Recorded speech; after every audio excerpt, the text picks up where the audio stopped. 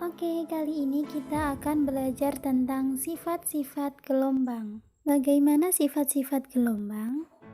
Oke, dalam video ini kita akan belajar sifat gelombang cahaya dan bunyi. Gelombang dibedakan menjadi gelombang transversal dan longitudinal. Sifat-sifat gelombang dibedakan menjadi 6, yakni transmisi, refleksi, refraksi, difraksi, absorpsi, dan hamburan. Berikut penjelasannya. Refleksi adalah saat gelombang memantul dari suatu objek. Gelombang suara dipantulkan oleh permukaan datar yang keras, dan itulah sebabnya kita mendengar gema. Kita akan mendengar jeda antara suara asli dan gema karena gelombang suara yang digema harus menempuh jarak 2 kali lebih jauh untuk mencapai telinga kita. Permukaan yang halus seperti kaca dan logam yang dipoles memantulkan cahaya secara teratur sehingga pantulan dapat terlihat, seperti saat kita melihat wajah di cermin atau di kolam yang airnya tenang. Sifat yang selanjutnya yakni transmisi. Transmisi adalah ketika gelombang terus bergerak ke arah yang sama melalui suatu benda seperti cahaya melalui jendela. Absorpsi dan refleksi seringkali berjalan seiring untuk gelombang cahaya. Cahaya putih mengandung setiap gelombang, jadi semua warna cahaya tampak.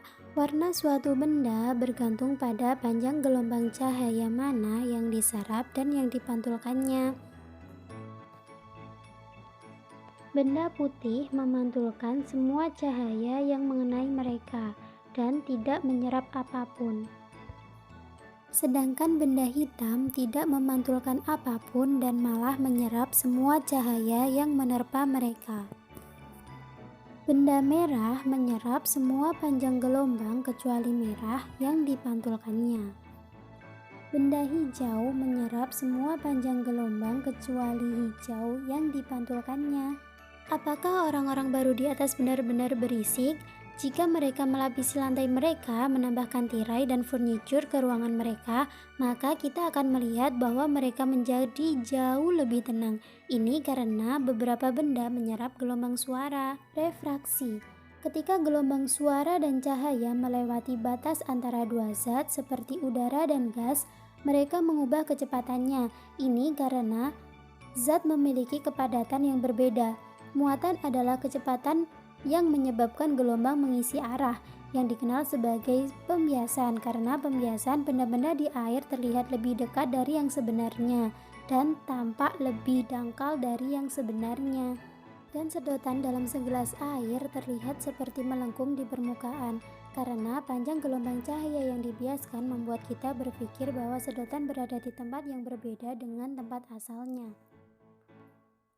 Difraksi. Saat gelombang menemui celah di penghalang, mereka melewati celah tersebut.